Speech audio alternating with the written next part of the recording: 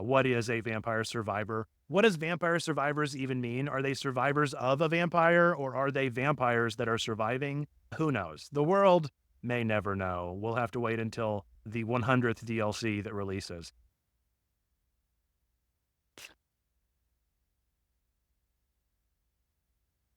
Welcome to Twig, your weekly Geekly family-friendly news show that tackles everything from the return of the Nintendo 64 to a Viewmaster movie with some games in between. I am Nerd Pastor Nate, and I am really the pastor of Checkpoint Church, a real-life church designed with nerds, geeks, and gamers in mind on the internet. If you are listening on the podcast version of the show, be sure to give us a good review. Click that like if you're ever on YouTube, or come and listen live on Twitch every Tuesday night at 9 p.m. Eastern. Folks, we are going to be starting, as we always do, with our what have you been watching, playing, and reading over the past weekend. And I'm going to let our wonderful level 2 guests introduce themselves and tell us what they have been watching and playing and reading right away.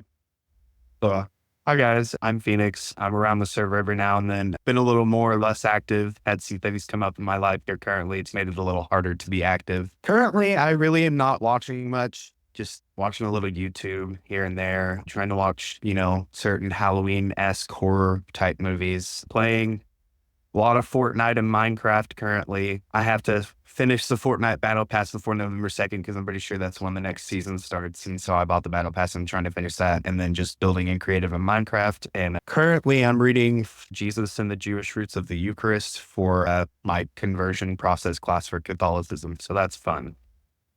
Very cool. Well, did you get to go see Terrifier? I know that was what you were excited about. I didn't get a chance to see it. Our local theater has had an outbreak of bed bugs and it's plagued our whole town. So we're not currently going to our local movie theater, and the other one that we had closed down last year. So holy smokes, that sounds like a story in and of itself. Wow. Yeah. Well, I am so sorry, and I do hope that you're able to see it soon without any bed bugs joining in for the watch, because that might be the most terrifying part of all. Yeah, that's wow. I have been watching, playing, and reading lots of different things. I will encourage folks in the chat, let us know what you have been watching, playing, and reading. I am continuing my journey through the 1001 movies. This week I've watched quite a few, quite a variety. I did watch The Bitter Tea of General Yen, which was a interesting movie made in a very different time with very different levels of the willingness to say and do certain things. I didn't really get it. I didn't really get the story. I didn't understand what it was actually trying to do. And so that was a bit of a bummer. And then I most recently watched the movie Dead Ringers, which is Jeremy Irons playing twin gynecologists who are immoral in their practice and start to play tricks on the women that they are seeing. And then it is, turns out, directed by Cronenberg. And so it goes to some unexpected places towards the end, but I really enjoyed it. I love Jeremy Irons, and I had never seen this one before, and it was pretty great. I also finally watched Saturday Night Fever, the John Travolta classic, where you can imagine the dancing in the white suit. Not great, not a great movie. A great soundtrack, and the vibes were immaculate, but not a good movie as far as things go. And then I also watched a movie that I think will go on my all-time great list, which was not on 1001, but just one that I decided to watch, and that is Moon. This is a Sam Rockwell movie that came out in 2009, directed by Duncan Jones. In fact, I think it was Duncan Jones's directorial debut, who some people may know as David Bowie's son. So pretty interesting to see that and to see where that director has gone with some flops and some great ones, such as directing Source Code, which is now added to my list as well, which is a movie that I remember being quite beloved. And then I think Mute was the movie on Netflix that people did not care for. So back and forth with some of their stuff. I've been playing lots of Metaphor and lots of Balatro, as folks that hopped onto the stream right at the hour will know. I was playing Balatro literally up until stream because I'm so addicted to it. It's so good, and I love that game too much. And then reading Clockwork and Ministry of Time. I actually finished Ministry of Time today, and if you follow me over on Instagram at NerdPastorNate, I posted a quote. It does not have any spoilers, but it is the last sentence of the book, and it was just real good, real poignant. And so I highly recommend giving that a look and giving that book a chance because I think it was a really delightful one. Looking through some of the things, DB has been watching Halloween movies. Is that Halloween themed movies or the Halloween series? Playing Nothing Really and reading Ice Cream Man. Tell me how you like Ice Cream Man, DB.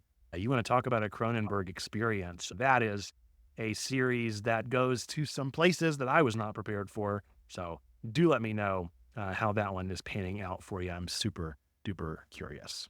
All right, well, as we continue on in the night, let's see, before we get that, actually, Marlena is watching Garrett Watt's Haunted Vids on YouTube, playing Hogwarts Legacy and reading the Ministry of Time. Do let me know how you are enjoying Ministry of Time. And if you're watching this video after the fact, be sure to let us know what you've been watching, playing, and reading down in the comments down below. Or I think if you're on Spotify, you have the ability to leave like a comment or something now. I don't know how it works, but regardless, let us know that you got this and let us know what you are up to. Phoenix, did you want to read any of the upcoming headlines? Yeah, I can read about the second one. That's fine. Sounds good. With that, we're going to go into some of the trending headlines for tonight. The first one is one I am particularly excited about. Vampire Survivors is getting a massive Castlevania-themed DLC titled Ode to Castlevania, releasing on Halloween. This new expansion is going to bring over 20 new characters and 40 weapons, along with a massive new stage and more, all for only $4. Developer Ponkel promises at least 10 additional hours of gameplay, adding to the already content-rich experience of this indie hit. Known for its fast-paced roguelite gameplay, Vampire Survivors has steadily grown since its launch, now boasting 50 playable characters and 80 weapons. The new DLC will be available on all platforms where the game... I don't know if you like Vampire Survivors or not, Phoenix, but it was a very similar to Balatro addicted game for me that I played way too much of. Yeah, personally, I have not played it. I'm not completely up to date on indie games and things like that because I currently don't have a PC, but I think that's going to be my next major purchase is a PC. So crossing my fingers that works out. This is a fantastic mobile game. Being able to play it on the phone was the dream. Like, I've tried playing it on Steam, not as good. I want to be able to control my little character with the finger and just move him around the map because it just is kind of conducive with the gameplay.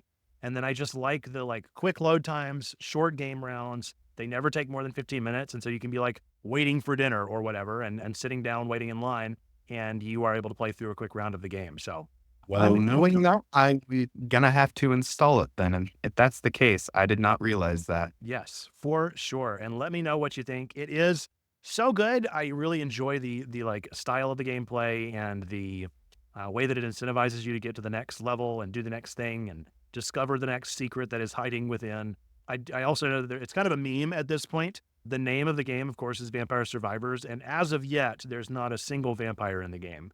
And so it's hilarious that now with Castlevania, I don't know if in these 20 characters, any of them is going to be like, are they going to put Alucard in here? Are we going to finally get a vampire in Vampire Survivors? The world may never know. Who could say? But 40 more weapons is insane. I hope they are not all weapons that can also fuse with other weapons. That's one of the components of the gameplay is that you can play with a weapon and another weapon, and some weapons have fusions if you have both of them leveled up to the top. So it's just real good. Why is it called that then? I don't know. I think there's there's just an inside joke. It's become a meme in and of itself. I think there probably are there are bats, there's some lore that goes along with some vampire hunting elements, but you don't ever really face off against a vampire. So it's just become kind of a meme in the game. What is a vampire survivor? What does vampire survivors even mean? Are they survivors of a vampire, or are they vampires that are surviving? Who knows? The world may never know. We'll have to wait until the 100th DLC that releases, which I will say, this game has had so many collaborations, and I think that the work that they do is great. They collaborated with Among Us, they collaborated with, so it's great work, and I appreciate all that they put into what they do. And you'll have to let me know, Phoenix, if you end up playing it and what you think about it. Yeah, I will definitely, for sure. Good stuff. All right, well, let's get into our second news story for tonight. So Mattel Films has announced a Viewmaster movie, adding to its growing lineup of toy-inspired films following the success of Barbie. Teaming up with Sony Pictures and producer Todd Black, Mattel aims to introduce a modern take on the classic stereoscopic viewer, which many remember for its 3D images of popular cartoons and comics. This project joins Mattel's ambitious plan to turn nostalgic toys into films. With over 45 other projects in the works, including Hot Wheels and Polly Pocket, while still in early stages, the Viewmaster movie represents another push in Mattel's expanding cinematic universe. 45 other projects is so many projects from Mattel. Wow. I liked the Barbie movie. I will say that. I mean, I enjoyed it, but I don't know what we're going to do with the Viewmaster movie. No clue.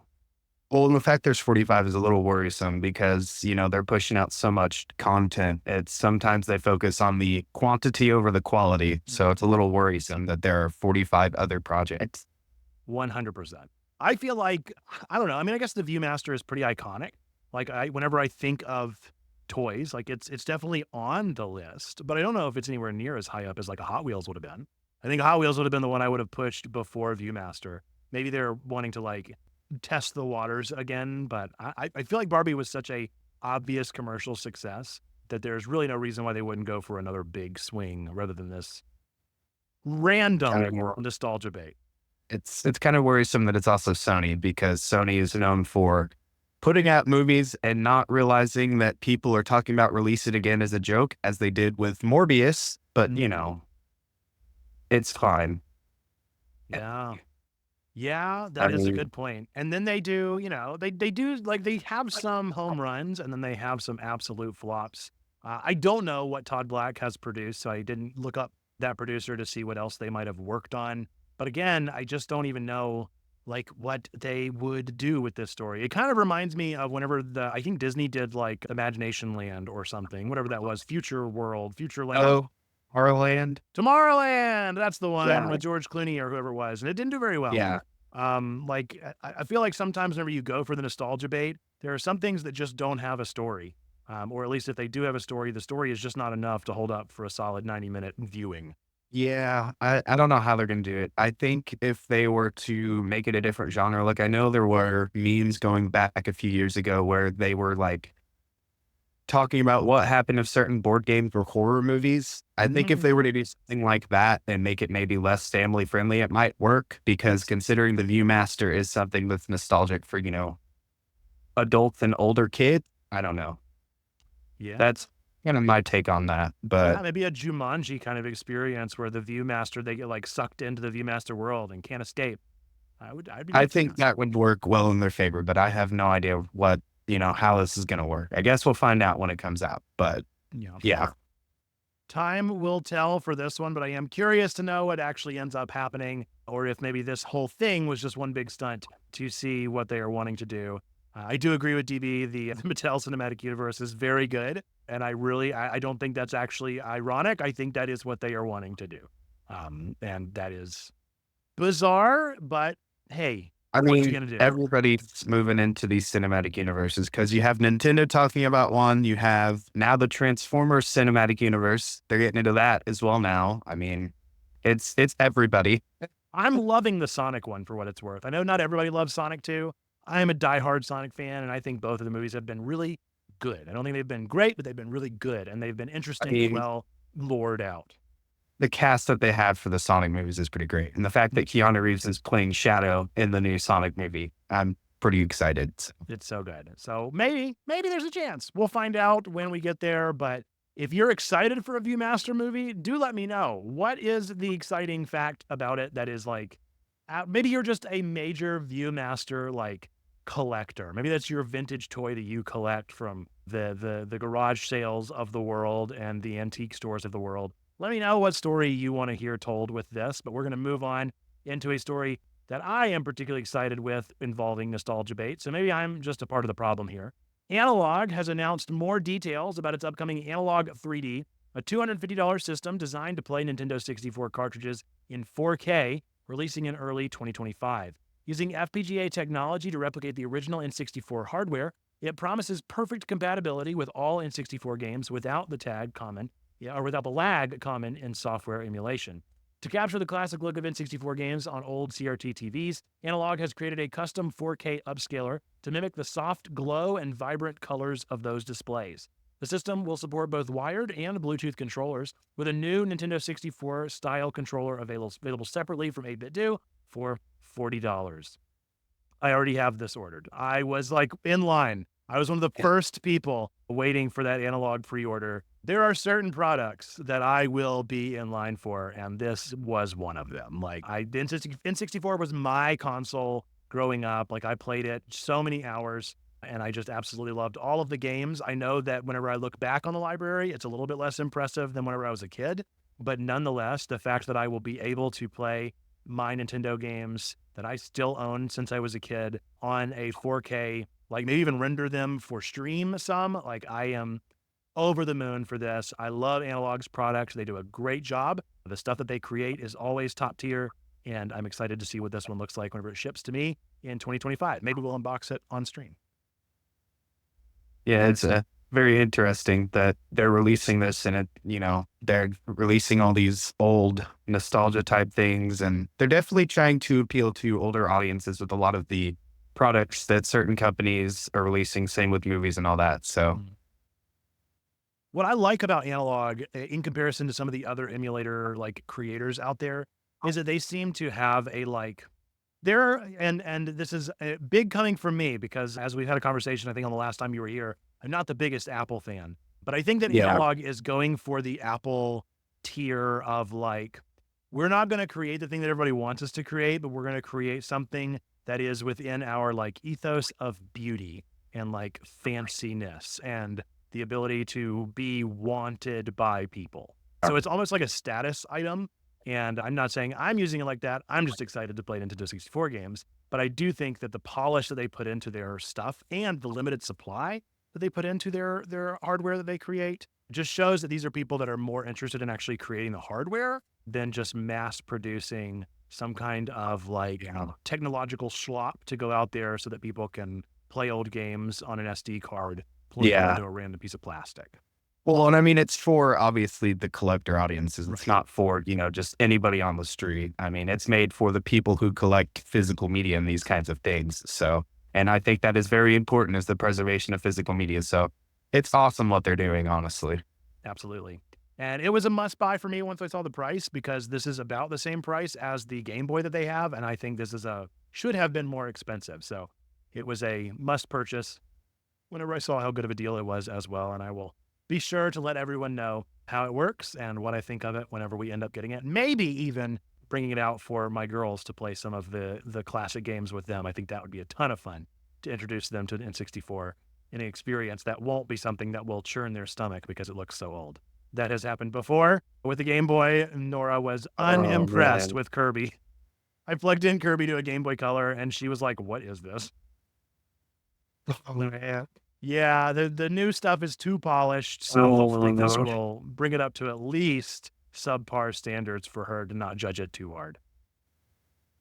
That is where we will leave that one. Do let me know if you also got the Analogue 3D out there, if you were somebody that was curious enough to pre-order this as I was, or if you're hyped to see us unbox it, whatever it may be. If you are hyped to see us unbox it, if you're on Twitch, hey, be sure to click that follow so you don't miss when we go live with it. Or if you're on YouTube and haven't already clicked subscribe to see that whenever it drops as well in 2025. But with that, we're going to get into our main segment of our show, which is the Xbox Partner Preview Recap. Last week, we had the Xbox Partner Preview, watched it over on our Discord server and hung out there watching through some of these trailers. We had some surprises in there, some that we already knew about that we got some more information on. But Phoenix and I are going to go back and forth telling you a little bit about what happened. First one we got was Wuchang. Fallen Feathers is coming in 2025. If you're into games like Black Myth Wukong, this one's probably going to catch your eye. It's an action-packed title set to release in 2025 for Xbox Series XS PC. And of course, it is hitting Game Pass on day one. I know we acknowledge that some of the games, that Game Pass mentality is starting to wane, but this is one that indeed did get the thumbs up. FBC Firebreak revealed. Remedy Entertainment is diving into multiplayer with FBC Firebreak, a 3-player co-op game set in the Control and Alan Wake universe. We finally got a proper look at it during the preview, and you should expect to see it on Xbox Series XS, PC, and Game Pass in 2025. Related to that, we also got the Alan Wake 2 DLC officially previewed, which I think is dropping today. So if you want to get in on the Alan Wake 2, I actually already saw a leak of the whole narrative on MK Fire and Ice over on YouTube. So people have already played it, recorded it, and posted it. It's not too long of an experience, but if you're into the spooky horror vibes of Alan Wake and Alan Wake 2, that will no doubt be a delight for you to watch. And then we have Bloober Team, fresh off their Silent Hill 2 remake, is back with a new sci-fi horror game called Chronos: The New Dawn. The trailer had serious BioShock vibes, and we can expect to see this one hit Xbox and PC in 2025. Like a Dragon, Pirate Yakuza in Hawaii got another trailer as well, and it looks absolutely insane. Imagine Skull and Bones meets Assassin's Creed, but then you have Yakuza flair and nonsense and characters and Majima. It's just a mashup of genres and games and stories and characters that I never thought we would have, let alone the classic coming out so soon, February 21, 2025, PC, PlayStation, and Xbox. If you haven't played Animal Well yet, now is your chance. It's officially available on Xbox, and if you love a good puzzle game, this one's for you. Definitely give it a shot. Yes, and we did play that one on stream, and so we do have a full playthrough of the like main story. I never went in and got the extra stuff, but it's one to keep an eye out for. If you haven't played it, it's a great experience. If you like Video Game Donkey, you should go back and watch the announcement because he did a goofy announcement in his style. If you don't like Video Game Donkey, don't go watch it because it is very nauseatingly him if you're not a fan. Blind Fire Early Access also started with the partner preview. If you're looking for a new team shooter, which I don't know why you would be, there's so many of them, but maybe you are. Blind Fire is bringing neon lights and mass figures into the mix with early access dropping as of the event over on Xbox Series X and S and PC. So you should give it a try if that is one that speaks to you. And this one's a bit of a curveball, but Mouse PI for Hire looks like an old school cartoon mix between Cuphead and classic Mickey Mouse, but it's surprisingly a first-person shooter. It's coming to Xbox Series X and S and PC sometime in 2025. That was one that I have had on my back burner for quite a while. I'm very curious about how it actually turns out. I'm not big in the FPS genre, but I do really like that kind of like rubber hose art style. And it looks so clean, so slick. And I feel like I remember seeing it on TikTok years ago at this point. So it's been a long time coming, ready that it's finally releasing. The Legend of Babu is arriving in 2025. We got a trailer introducing us to Sefer and his dog Babu. The game is a charming looking experience coming to Xbox and PC next year, but you can actually already wishlist that one if you go to your store. Sorry if I butcher this name completely. Based on the hit manga by Hiro Mishima, the creator of Fairy Tail and Rave Master, Eden Zero is bringing space adventure to Xbox Series X, S, and PC in 2025. The trailer gave us a look at the characters and some of their abilities, so expect more cosmic fun from Konami next year.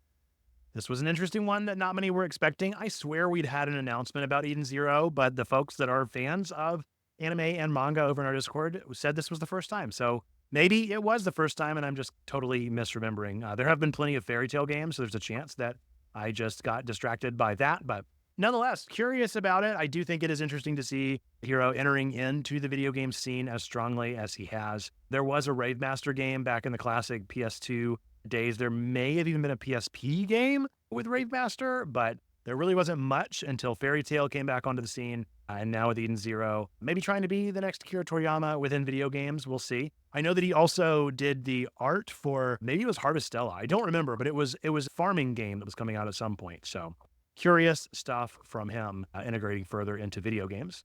Eternal Strands, a nature meets action combat elemental powers game with a giant sword, is going to be coming to Xbox Series XS, PC, and Game Pass in 2025. And then we have, if you're a fan of Elden Ring, Mistfall Hunter might be your next obsession. We got a glimpse of gameplay that screams Souls-like, and it's coming from Bell Ring Games to Xbox Series X, S, and PC sometime in 2025. Xbox also unveiled Wheel World, a cartoony bike racing game with tons of customization and colorful environments. I think it's honestly about time we got another vehicle game, and it's going to come to Game Pass in early 2025 for Xbox Series XS and PC. This is one that I'm actually super stoked about. Been waiting goodness knows how long for this one. Just in time for Halloween, Phasmophobia finally is making its way to Xbox consoles on October 29th. If you're into psychological horror, this co-op game is perfect for spooky season. Such a good game to have been on Game Pass. I can't believe they didn't put it on there. Blows me away that this game that like requires co-op didn't get put on Game Pass. Just baffling. Yeah. Yeah, I don't know. I don't know what they were thinking. And maybe I'm mistaken and they did, but for some reason the announcement didn't have it. So if it shows up on Game Pass, good on Xbox. If it doesn't, they really messed up a good thing. Yeah. And then finally, we did get official announcement of Subnautica 2, the sequel to the classic Subnautica game that has terrified many. The early access will be coming in 2025. got a little bit of a sneak peek look at the new Planet co-op features and all sorts of wonderful underwater survival in that. If you are a fan of Subnautica, look forward to a new underwater creepy experience coming to you next year. And that's it. That's our Xbox partner preview. Like I said, a lot of things thrown in there, a lot of variety, I will say. For my farm sim haters, nary a farm sim in there. You guys got lucky. You didn't get a single farm sim announced in this one, I think. And so, they don't all get back to back to back farm sim announcements. That's what Nintendo is for. So Xbox would never do such a thing. But I was excited to see some of these entries. Any that really got your attention? I know you said Phasmophobia. Phasmophobia. I have been waiting and keeping track of when it's going to come to console for well over a year at this point, because it was supposed to come to console last year. And then I think something happened and there was a fire in their studio, so they had to push it back.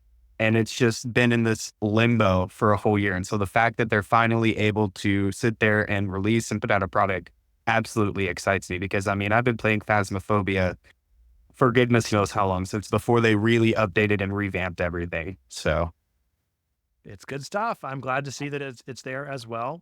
And I'll be curious to see how it kind of takes off and picks up with that new garnered console audience. But do let us know, folks, if you had any thoughts about the partner preview, anything that stood out to you as well. I'd love to talk through it and hear what you are excited about. A lot of this looking into early 2025, which doesn't feel real that we are almost there, but alas, we are almost there as we enter into the 11th month of the year in but a few days. Next, we are going to get into, speaking of the end of the month, our segment called Start of Something New, which I still don't have a theme song for, so we'll just start of something new. This is original music. It's different because there's different words and a little bit of a different melody here at the end. This is where we talk about the things that are coming to our subscription services, and we have a couple of things that are being released now on Xbox Game Pass. So we did get a little bit of a Wave 2 announcement here. South Park, The Fractured But Whole, is coming out October 16th, so it's actually already out if you missed out on those classic RPG South Park games. October 17th also brought about the release of Donut County onto Game Pass. If you somehow missed that game, you really should play it. It's a great short experience, super fun, super well polished. You are a whole, absorbing things. It's kind of like a reverse Katamari Damacy, if you ever played those games. So very similar vibes there. MechWarriors 5 Clans, also released on October 17th. Now, looking ahead, some of the things coming out in the next wave. On the 25th, we're going to get a couple of games: Call of Duty Black Ops 6, Call of Duty Modern Warfare 2, or Modern Warfare 3, and Call of Duty Warzone are all going to be releasing on October 25th. And it looks like most of those are going to be for Game Pass Ultimate, with only Black Ops 6 releasing on PC Game Pass. So if you're looking to play that on PC, that is going to be your best bet. October 29th, we have a game called Ashen releasing. October 31st, so Halloween, we've got Dead Island 2 coming to PC Game Pass, which is fun. And then on November 5th, StarCraft 1 and 2, remastered in the campaign collection respectively, will be dropping on to Game Pass. So do let us know if any of those interest you. The only one that really stood out to me would have probably been Donut County. That's why I wanted to bring that one up. But I do know that a lot of people really love StarCraft. It's a game series that I totally missed out on. And of course, Call of Duty is not my genre, but it is somebody's out there, and it is always the hype season for most folks. With Warzone, wasn't Warzone free at one point? Is that not the case anymore? Did they change that? You got me. This is just the announcement, so I don't know. Well, man, I really hope it's. Oh wow, that one surprises me if it is not free to play anymore, because I know for the longest time it was. Yeah, and it could, well, no, it says Game Pass Ultimate. So I was going to say, it could always just be that it's like just being added to that as a launcher, and maybe it's still free and it's own. Maybe. I mean, it could be the fact that you could cloud stream it now. I'm not entirely sure. Curious. That one kind of surprises me a little bit, to be honest. Marlena says husband is probably going to get a text group going to regularly play Black Ops 6 if anyone is interested. See, I do love that, I will say, for all of the shade that I do throw at the Call of Duty games, and just because, like I said, I'm not a first-person shooter, I'm not a third-person shooter, I'm not a shooter game at all. It does bring me a lot of joy to see the folks that live for these games and each new game that comes out being able to get their group back together, their friends back together, and relive that experience. At the very least, it combats the gamer's mentality of loneliness that is so often plaguing. So we love to see that. Absolutely. ever played zombies when it comes to Black Ops and Call of Duty. So yes, don't really have much of an opinion there other than on zombies. Yes, 100% of the zombies is pretty much the only mode that I've ever played. And even then, it was more just because of the people that were around that were playing it. And so I was like, yeah, I'll join in, I guess. It would never have been my instigation. I would have been planning for Smash Bros. Or something like that. But yeah, it is what it is. Do let us know, like I said, if any of those get your attention or if you're curious about them or you plan to play those on Game Pass. But we are going to get into everybody's favorite segment of the show, maybe. Cryptic Critiques. That's right, it's time for everyone's favorite game, Cryptic Critiques. This is the game show of bad reviews for beloved games. I've scoured the internet to find 3 of the funniest bad reviews I could for popular games. I'll deliver them one at a time to our special guest of the week. Play along with us, see if you can figure it out before clue number 3. If you're watching live, remember, do not send your guesses until the guest gets to give their final choice at the end of the 3rd prompt. A good way to play might be to just type in your guesses as we're saying them, but don't hit send until Phoenix gets to give his final guess. Phoenix, are you ready? I believe so. All right, let's get into it then. We've got these 3 bad reviews of beloved games here. The first one, how many times do I need to press square until my brain starts to generate fun? How many times do I need to press square until my brain starts to generate fun? Okay. Gosh, I honestly have no clue. Yeah, I feel like there's a whole like arena of games that come up with this one. Yeah. There's just a lot of button mashing. Could be about anything. Yeah. All right, ready for prompt number 2. This game feels like 2005 in the worst ways. This game feels like 2005 in the worst ways. Okay. Maybe. I know it. I'm not sure, but oh gosh. You got a little bit of leaning? Let us know how you're leaning. Midway, I'm not too sure. I mean, the first one was pretty vague when it came to, I mean, there are tons of games where you have to button mash. There's a couple that come to mind, but I'm really not sure. Marlena believes in you. Let's see if the 3rd prompt cinches it up. This game boosted my testosterone by 50%. Then quickly was emasculated by the platforming sections. This game boosted my testosterone by 50%, and it was quickly emasculated by the platforming sections. Oh gosh. Okay. I now have to think what all games I sent cheats. Gosh. This was a recurring comment for this game, I will say. If you can think back to your gameplay experience with this game, the platforming was apparently I feel like it's the original God of War, but I'm not entirely sure. All right. Feeling the God of War. Do you want to lock it in? Any other? I'm going to lock it because I'm not entirely sure, but that could be completely wrong. All right. You were indeed correct. It is the OG God of War, 2005 in the worst possible way. It does indeed feel that. Yeah. Oh, I will never forget playing that game. And yeah, man, just some of those puzzles were difficult, even on the normal difficulty. It wasn't even the enemies. It was just, man, some of those puzzles were terrible. That is certainly the vibe. I never played the original God of War trilogy, never got into those, but I did play the reboot and got into some of that. And I can see how some of the like history of this might have been pretty bad. A lot of comments and a lot of reviews comparing this game to Devil May Cry, talking about how much worse it was. Like they were like, Devil May Cry is better and older. Really? I don't know. I feel like I had a harder time with some of the Devil May Cry puzzles than I did some of the God of War puzzles. Mm-hmm. Yeah, I've never played Devil May Cry either. So I have no frame of reference for either one of these, except for the fact that seemed to be the hashtag hot take. Interesting. Well, there you go. Well, you got it. Chats in the clap. GG's indeed. You got God of War. Absolutely nailed it. That is Cryptic Critiques. Do let us know when you got it. If you are watching after the fact, I would love to hear when you figured out it was God of War, if you figured it out, or if you didn't know it until the very end, like I probably would have been. But with that, we're going to get into my personal favorite segment of the show, which is, of course, at this point, in the History. Yeah. That's right. It's time for At This Point in Nerd History. Everything that was released on this exact day of October 22nd throughout time and space. We got some games and some movies. Take it away, Phoenix. So in 2021, we got, not sure if I'm pronouncing this correctly, Grizz. In 2015, we got The Legend of Zelda Triforce Heroes. In 2013, we got Lego Marvel Superheroes. In 2004, and I can remember playing this one growing up, we got Fable. And then in 1999, we got GTA 2, and that is it for games. For movies, we got in 2021, Doom. In 2010, we got Paranormal Activity 2, and in 2004, we got The Grudge. Yeah, some good horror movies there. I do think that it is interesting that Dune released this late in the year. I didn't remember. It felt like such more of a summer blockbuster, but I guess it came out in October for whatever reason.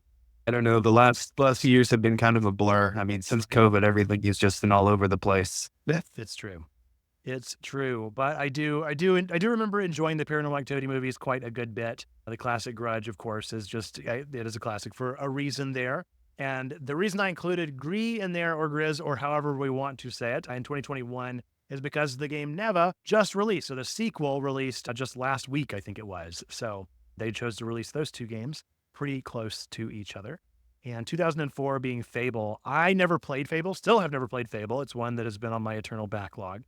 But I remember the ad in Game Informer for some reason. It is firmly planted in my brain, the Fable ad of the play style and the gameplay. And I think it was a person with down the center drawing, and on one side was evil and on the other side was good. And so it was trying to show how your character could be formed by the decisions they make in the game. Yeah. I was so compelled by that. Well, and I feel like I could be thinking incorrectly, but I feel like I remember, it's been so long since I played Fable, any of the Fable games. You could at certain points, you'd go back in time and transform into a kid version of yourself. Mm-hmm. I could be completely wrong and thinking of a completely different game, but I feel like that's one of the main features that I remember about Fable. It's definitely a long time coming. And we have the next game coming out, I believe, anytime now. And so we'll see when the next one enters and how it actually does in the world of modern gaming, because it's been quite a gap between, I believe, Fable 3 and whatever one is coming out next. But curious to see what does happen next. If anybody happens to have any thoughts about any of those games and movies, do let me know. If you have any other bits and pieces of nerd history that stood out to you, I appreciated Mindful Marlena's rendition of In Nerd History there in the chat. Very good. I do love this segment of the show. I always love looking back for some reason, getting into the nostalgic levels of the games, the movies, and the random fun facts that get thrown in. But with that, we're going to move into our next segment of the show.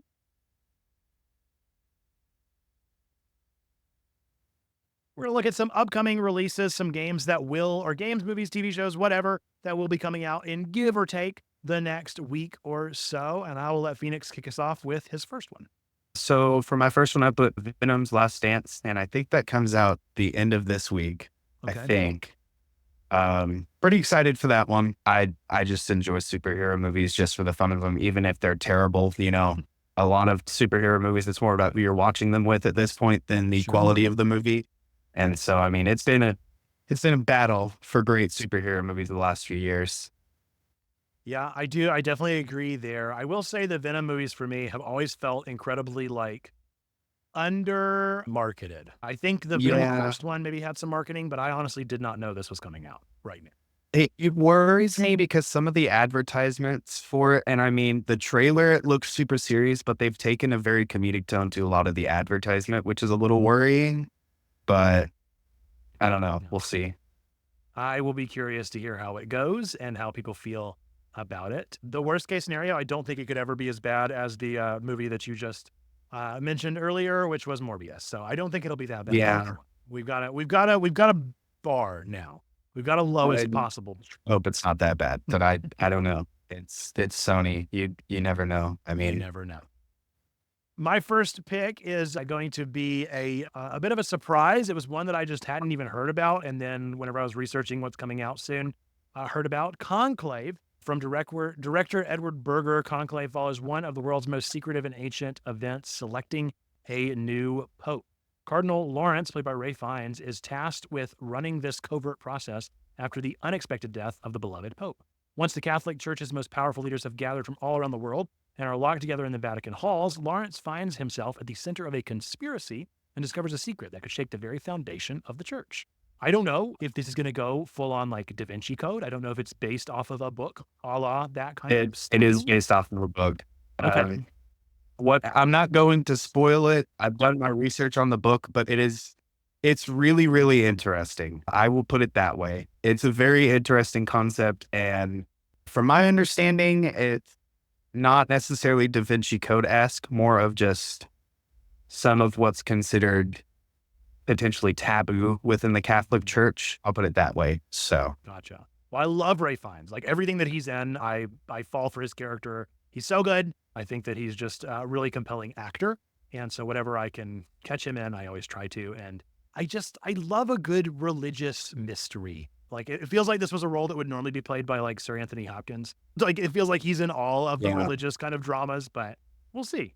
I'm curious about it nonetheless. This will probably be one that I will not be watching in theaters. I'll probably catch it on streaming somewhere down the road, but wanted to at least name it as something that I am curious about. So for my second one, I'm actually going to change it. I saw a Facebook post earlier today. For the first time in 18 years, a major studio is releasing a VHS tape, and it is for Alien Romulus, actually. They announced that a couple days ago, I think, and it just came across my Facebook today. And so that's kind of exciting as a media collector. So 100%. Yeah, I love that. That's such a good call and such a good idea with the Alien franchise. Yeah. Good stuff. I'm also very excited for the first venture into the live action adaptations for the Like a Dragon video game series, getting a Like a Dragon TV show. The series depicts the lives of fierce yet passionate gangsters and people living in a huge entertainment district, Kamurocho, a fictional district modeled after the violent Shinjuku Awards Kabukicho that acts as a backdrop of the gameplay. Like a Dragon Yakuza showcases modern Japan and the dramatic stories of these intense characters, such as the legendary Kazuma Kiryu, that games in the past have not been able to explore. I'm super excited for this. I really enjoy the Yakuza games, and I really enjoy Kiryu as a character. I enjoy Majima as a character. I don't know if we're going to get Majima in this first 6-episode venture. It would be a shame if we don't. But I also think that this is doing it right. I feel like I recall seeing articles that none of the cast was allowed to play the game until after filming stopped. And so they were really trying to create the characters in and of their own way rather than just to recreate the game characters. So that can either backfire or be really good. I don't know. I feel like that may backfire, especially with like a lot of the comedic tones that the Yakuza games have. I mean, if they went into this more serious, it's a little worrying. I'm not entirely sure. I was not aware of that. Hopefully they kept some of the comedic undertones. I'm not sure.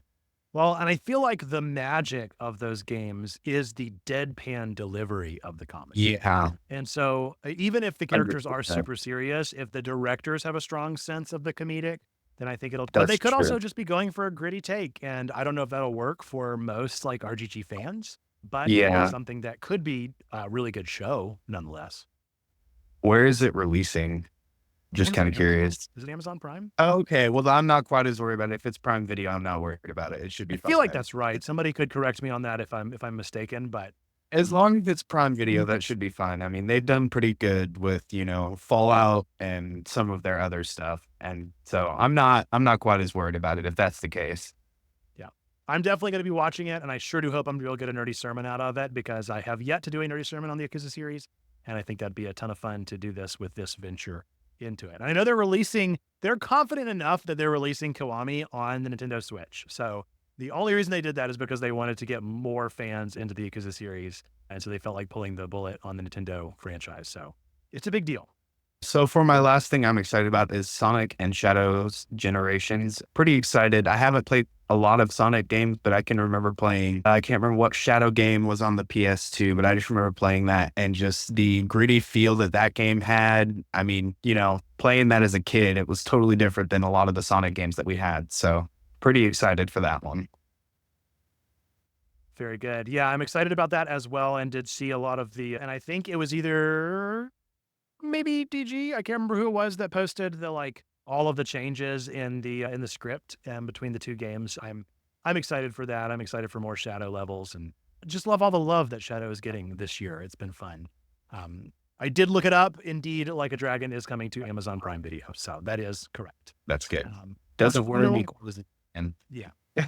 My final pick is Slay the Princess, the pristine cut. Some of you may recall Slay the Princess. We played it on stream as well. In full, I was real into that game, real into the story, exceptional voice acting, exceptional writing, exceptional everything. And now we have a new compilation of the base game, including some extra chapters and a new ending, along with several hand-drawn assets. I'm hyped. I cannot wait to see what the new ending is. Trying to decide if we're going to do it on stream to see the new ending, or if I'll just end up watching a Let's Player out there that'll play through it. But I loved Slay the Princess. I love getting a new opportunity to dive into that story and to hear maybe I'm wanting to know more from the creators if it's a true ending or if it's just an alternate ending, because I almost kind of would prefer they didn't write a true ending, because I like their ending that they gave the story. But who could say what they'll end up doing? Did you play Slay the Princess or watch it or anything?